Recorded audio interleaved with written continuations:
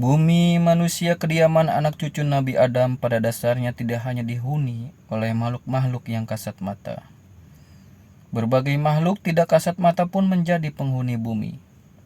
Bahkan di antara mereka adalah generasi pelanjut makhluk sebelum Nabi Adam menghuni bumi. Mereka berakal dan berbangsa-bangsa, berbudaya, berkembang biak. Namun, bentuk fisik mereka tidak padat seperti manusia yang terdiri atas darah, daging, tulang. Karenanya mereka tidak kasat mata. Kenyataan tentang makhluk tidak kasat mata itu diketahui San Ali saat diajak berkelana memasuki matra lain dari bumi manusia untuk menyaksikan keagungan dan ketidakterbatasan kuasa ilahi. San Ali tidak mengetahui ilmu apa yang digunakan Aryo Abdillah untuk menembus matra demi matra yang menyelubungi bumi. Ia hanya merasakan saat Aryo Abdillah memerintahkannya duduk berhadapan sambil memejamkan mata berkonsentrasi. Tiba-tiba tubuhnya merosot ke bawah. Sesaat sesudah itu, ketika membuka mata, ia mendapati dirinya berada di sebuah rongga besar dan luas di bawah tanah. Aryo Abdillah dilihatnya berdiri di depannya sambil bersidekap menyilangkan kedua tangan di dada. Sebelum San Ali bertanya, Aryo Abdillah menjelaskan bahwa mereka berada di sekitar 70 depa dari permukaan tanah. Ini merupakan lapisan pertama dari kediaman anak cucu makhluk-makhluk penghuni bumi sebelum Nabi Adam diturunkan. Mereka adalah keturunan Banu Al-Jan yang mendiami bumi hingga lapisan yang ketujuh. Tuanku, apakah mereka itu yang disebut jin? San Ali tajuk. Kita umat Islam menyebutnya seperti itu. Sebenarnya mereka beraneka ragam. Bentuk mereka mirip manusia dengan satu kepala, dua tangan, dan dua kaki. Sebagian di antara mereka ada yang memiliki sayap seperti kelelawar dan burung, namun sebagian besar tidak bersayap. Apakah mereka hidup dalam puak-puak masyarakat? San Ali mendecakkan mulut kagum. Seperti layaknya manusia, mereka hidup dalam kota-kota dan benteng-benteng. Kendaraan yang mereka gunakan berjalan sangat cepat tanpa perlu ditarik kuda. Bahkan, mereka memiliki kereta perang yang bisa terbang seperti milik dewa-dewa. Berbeda dengan kendaraan manusia, kendaraan makhluk-makhluk itu menimbulkan suara gemuruh yang menggetarkan dada dan memekakan telinga. Aryo Abdillah menguraikan. Apakah tuanku akan mengajak hamba mengunjungi kota-kota mereka? San Ali bertanya dengan rasa ingin tahu berkobar-kobar. Apakah mereka tidak menyerang kita? Sebelum engkau mengenal mereka, oh anakku, kata Aryo Damar datar. Engkau harus tahu tentang mereka sehingga engkau tidak terperosok ke jurang kesesatan seperti sebagian manusia yang mengenal mereka. Hamba menunggu petunjuk dan akan patuh, Tuan. Aryo Damar diam sesaat. Sejenak sesudah itu, dengan suara berat dan penuh keseriusan, dia mulai menguraikan tentang makhluk-makhluk penghuni dasar bumi. Menurut Aryo Abdillah, leluhur makhluk-makhluk itu pada zaman dahulu kala menghuni permukaan bumi selayaknya manusia. Namun mereka sangat sombong dan membanggakan ilmu pengetahuannya. Akhirnya terperangkaplah mereka ke dalam kebiasaan menumpahkan darah sesamanya. Dengan kereta perang yang bisa terbang, mereka menembus langit menuju bintang-bintang tempat kediaman para malaikat, makhluk yang dicipta Allah dari cahaya. Kesombongan makhluk-makhluk itu menimbulkan kerusakan di muka bumi. Tidak hanya makhluk-makhluk itu yang binasa dalam setiap peperangan, tetapi makhluk lain pun ikut menjadi korban. Hewan-hewan raksasa, pepohonan, gunung-gunung, dan hutan-hutan luluh lantak karena senjata mereka yang dahsyat. Kematian tersebar di mana-mana. Jika tidak segera dicegah, maka dipastikan bumi akan binasa. Gusti Allah memerintahkan para malaikat untuk membinasakan makhluk-makhluk yang ingkar kepada nikmatnya dan membanggakan kesombongan dirinya itu. Gusti Allah menggantikan makhluk-makhluk sombong itu dengan makhluk baru, yakni manusia. Demikianlah para malaikat beramai-ramai turun ke bumi. Kota-kota dan benteng-benteng mereka yang kokoh dan perkasa diluluh lantakan.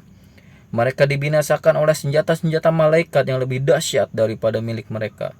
Sebagian besar di antara mereka binasa, sisanya melarikan diri dari daratan menuju pulau-pulau di tengah samudra. Sebagian lagi bersembunyi di dasar bumi.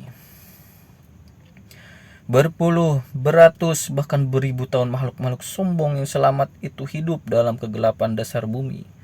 Allah pun menganugerahi mereka dan keturunannya untuk bisa melihat dalam gelap. Makanan utama mereka adalah saripati tulang belulang. Namun, naluri leluhur mereka yang haus darah tidak juga bisa hilang dari keturunan mereka. Makhluk-makhluk itu tetap gemar minum darah manusia. Tuanku, San Ali berkata setelah melihat Aryo Abdillah berdiam diri agak lama. Guru agung hamba Syekh Datuk Kahfi pernah membawakan riwayat hadis yang menjelaskan bahwa sebelum Nabi Adam, bumi ini dihuni makhluk dari bangsa jin. Menjelang Nabi Adam turun ke bumi, makhluk-makhluk dari bangsa jin itu dihalau ke pulau-pulau di samudra. Namun itu semua hanya penuturan beliau, tuanku. Hamba belum menyaksikannya sendiri. Aryo tidak berkata sepatah pun. Namun beberapa jenak kemudian tangannya menyambar tangan San Ali. Dan seperti berlari di atas padang rumput yang luas, begitulah Aryo Abdillah mengajak San Ali menembusi lorong-lorong bawah tanah yang berliku-liku. Aryo Abdillah baru menghentikan langkah ketika mereka sampai di sebuah danau berair jernih yang dilingkari pepohonan rindang. Tahukah engkau, oh anakku, gumam Aryo Abdillah dengan suara ditekan, di mana kita berada? Hamba tidak tahu, tuanku, sahut San Ali. Ketahuilah bahwa kita berada di Jawa Dwipa, tempatnya di bawah gunung Anjas Moro. Di Jawa Dwipa? Seru San Ali heran. Kenapa kita tidak melewati laut? Kita tidak melewati laut karena kita berada di dasar bumi, Aryo Abdillah menjelaskan. Dan ketahuilah bahwa bentangan pulau-pulau di Nusantara pada hakikatnya satu kesatuan ikatan. Adanya laut yang memisahkan pulau satu dengan pulau yang lain bersifat permukaan belaka. Luar biasa, gumam San Ali sambil menyapukan pandangan ke sekitarnya dengan penuh ketakjuban.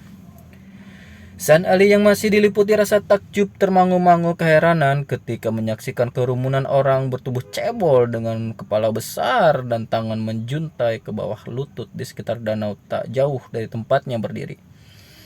Salah satunya memiliki janggut memanjang hingga dada. Rupanya dialah pemimpin mereka. Dengan celoteh tak jelas dia mendekati Aryo Abdillah. Kemudian dengan gerakan menghormat dia merangkul kaki Aryo Abdillah. Aryo Abdillah memperkenalkan orang cebol berjanggut panjang itu kepada San Ali dengan nama Kalahiwang. Dalam bahasa Jawa kuno, waktu menyimpang, artinya waktu menyimpang. Yang sering dipanggil Buyut Kelewang. Kalahiwang adalah sahabat yang banyak membantu saat dia masih menggeluti ajaran Bhairawa Tantra. Aryo Abdillah membaca bermacam tantra, semacam tantra. Sesaat sesudah itu keanehan terjadi. Tiba-tiba terdengar suara embusan angin bersuit-suit yang diikuti gemuruh bagai halilintar. Kemudian muncul gumpalan asap yang diikuti sesosok makhluk bertubuh raksasa dengan kulit hitam legam dan kepala gundul. Ia tidak berkumis, tetapi janggutnya terjuntai sampai perut. Begitu muncul, makhluk itu merunduk dan merangkul kaki Aryo Abdillah, seperti Kalahiwang. Menurut Aryo Abdillah, makhluk itu adalah sahabat karibnya yang lain. Ia bernama Kalahingsa, dalam bahasa Jawa kuno berarti pembunuh waktu. Namun sering disebut Buyut Kelungsu. Aryo Abdillah berbicara dengan Kalahiwang dan Kalahingsa dengan bahasa yang tidak dimengerti San Ali. Namun dari nada bicara dan gerak tubuh mereka, San Ali menangkap makna bahwa mereka bertiga sudah sangat lama tidak berjumpa. Bahkan dalam perbincangan itu, ia menangkap isyarat bahwa Kalahiwang dan Kalahingsa terperangkap ke dalam kesedihan.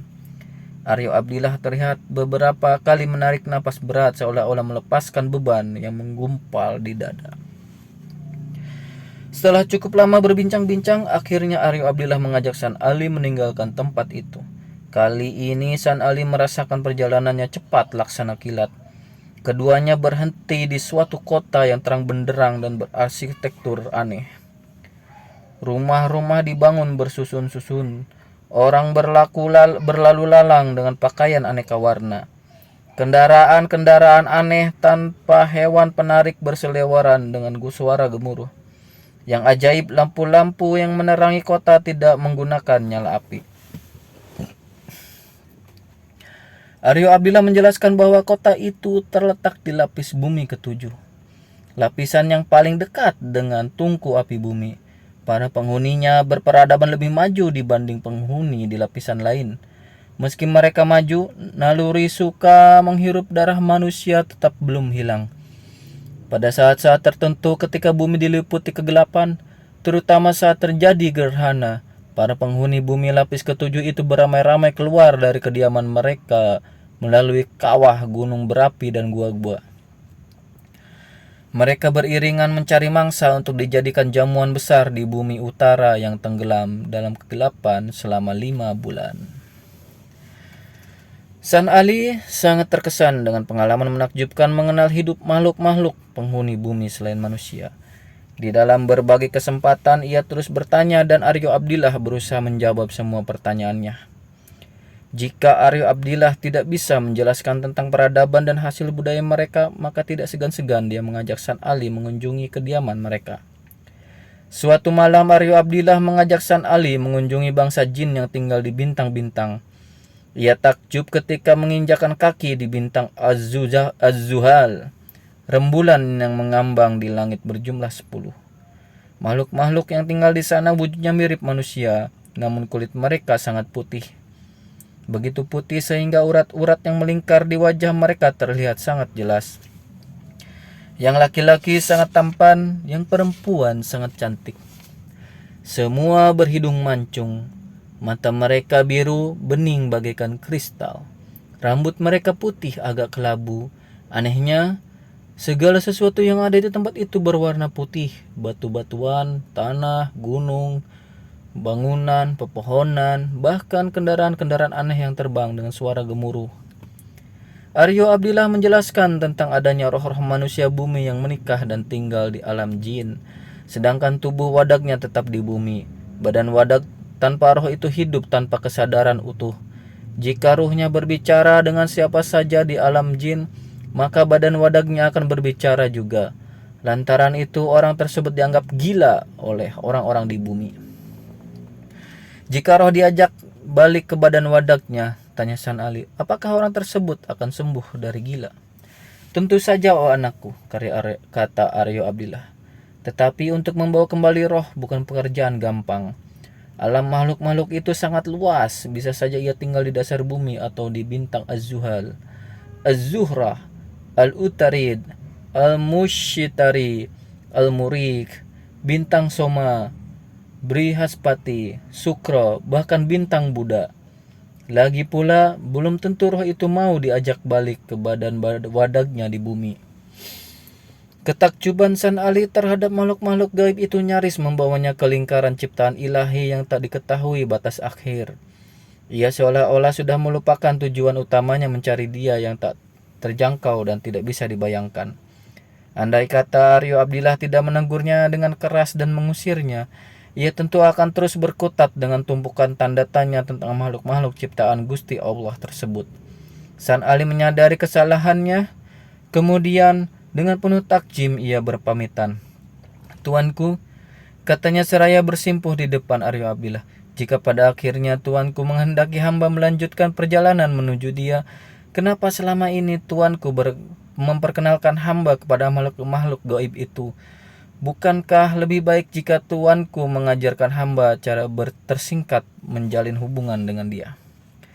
Aku adalah aku, engkau adalah engkau, kata Aryo Abdillah dengan suara tinggi. Aku memiliki jalan sendiri, engkau pun memiliki jalan sendiri. Karena itu engkau harus mencari jalanmu sendiri, oh anak. Jika demikian, mengapa tuanku memperkenalkan hamba pada kehidupan makhluk-makhluk gaib? Tanya San Ali. Jalan ini memang harus engkau lalui, oh anakku, agar terpatri di dalam jiwa dan pikiranmu bahwa Gusti Allah itu Maha Agung, Maha Kuasa dan Maha Pencipta. Keagungannya tanpa batas, kekuasaannya tanpa batas, Ciptaannya juga diketahui tanpa batas. Artinya dalam pencarian mengenal Dia, hendaknya cakrawala pikiranmu menjadi luas seperti hamparan langit.